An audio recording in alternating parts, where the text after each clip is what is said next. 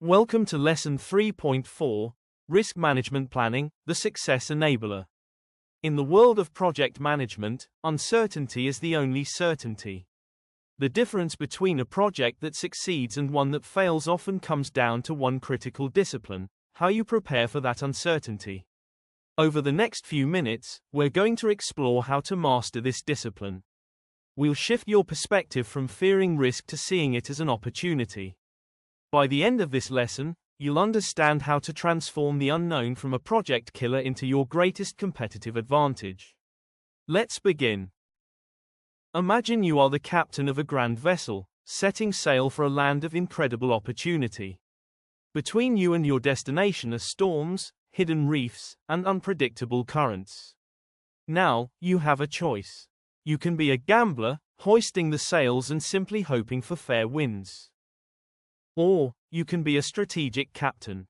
A captain who studies the charts, prepares for storms, trains the crew, and has a plan for every contingency. This is the essence of risk management. It's not about being pessimistic, it's about being prepared.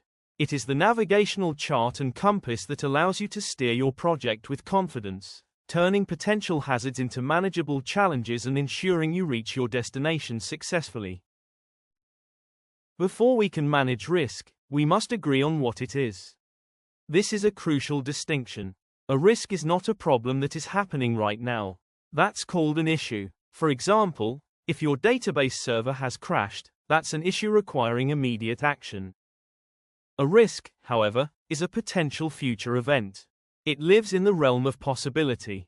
The risk isn't that the server crashed, but that the server might crash in the future because of increasing user load. This simple shift from present to future tense is everything. All true risks have three things in common. There's uncertainty about whether they'll occur.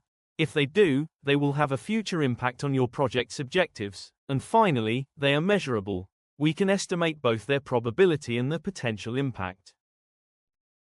So, how do we systematically manage these future possibilities? We use a structured, 6-step framework. It's vital to see this not as a linear checklist you complete once, but as a continuous cycle that you repeat throughout your project's lifecycle. This framework is your engine for turning the abstract concept of uncertainty into concrete, actionable intelligence. Each step feeds into the next, creating a comprehensive system that allows you to plan for risks, identify them, analyze them, respond to them, and monitor them effectively. In the next few slides, we'll walk through each of these 6 steps so you understand how the entire system works together to protect your project. Our framework begins with 2 foundational steps. First, we plan. Think of this as creating the rules of engagement for your project. In this stage, your team decides how you will approach risk. You'll define the categories of risk you'll look for, like technical, organizational, or external. You'll establish roles, so everyone knows who is responsible for what, and you'll define your project's tolerance for risk. Once you have your plan, you move to step 2, identification. This is the most creative part of the process. Here, you and your team brainstorm everything that could possibly go right or wrong.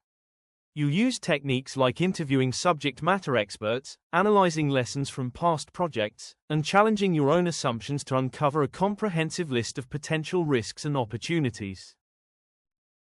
Once you have your list of risks, you need to figure out which ones deserve your attention. That brings us to analysis. Step 3 is qualitative analysis. This is a fast and effective way to prioritize. You'll assess each risk based on its probability, or likelihood of occurring, and its potential impact on the project. By plotting these on a simple matrix, you can instantly see which risks are in the red zone, high probability and high impact. For those most critical risks, you may proceed to step 4, quantitative analysis.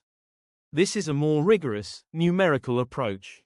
Here, you might use statistical methods like a Monte Carlo simulation to model the potential cost or schedule impacts of a risk, giving you a much more precise understanding of what you're up against. Analysis is useless without action. Step 5, risk response planning, is where you move from thinking to doing. For negative risks, or threats, you develop strategies to either avoid, mitigate, or transfer them. For positive risks, or opportunities, you plan how to exploit, enhance, or share them. And for some risks, you may simply choose to accept them. Finally, step 6 is monitoring and control. Risk management never stops. Throughout the project, you will continuously track your identified risks, watch for new ones, and evaluate if your response plans are working. All of this information is captured in a living document called the Risk Register, your project's central command center for all risk-related intelligence. Why do we go through all this effort? Because the payoff is enormous. Effective risk management is your secret weapon. When you manage risk well, you actually enable more innovation, because your team has the confidence to take calculated risks. You optimize your resources by focusing your budget and best people on the areas of highest risk. You build incredible trust with your stakeholders, because you are demonstrating foresight and competence. You prevent small, manageable problems from escalating into project-killing disasters. And ultimately, you create a powerful competitive edge. While others are reacting to crises, you are navigating with confidence, turning uncertainty into a strategic advantage that drives success. This isn't just theory. The world's most successful companies use risk management to achieve the impossible. Look at SpaceX. They faced immense technical risks but managed them with a philosophy of fail fast, learn faster, allowing them to iterate and innovate at a revolutionary pace. Consider Pfizer, who, during the pandemic, managed the huge risks of vaccine development by running multiple processes in parallel, compressing a decade-long timeline into less than a year. And think of Toyota. Their entire production system is a risk management marvel, empowering every employee to identify and mitigate quality risks, building a global reputation for reliability. These giants prove that mastering risk is fundamental to achieving breakthrough success. And with that, you've done it. Congratulations, Strategic Project Manager. You now have the complete framework, the mindset, the process, and the real-world inspiration to master risk management planning. You've seen how to transform uncertainty from a threat into a strategic tool for success. On behalf of all of us at LearnYa Skills, thank you for your commitment to mastering this critical skill. We are excited to see how you apply these principles to your own projects. For more resources and to continue your learning journey, visit us at www.learnyaskills.com.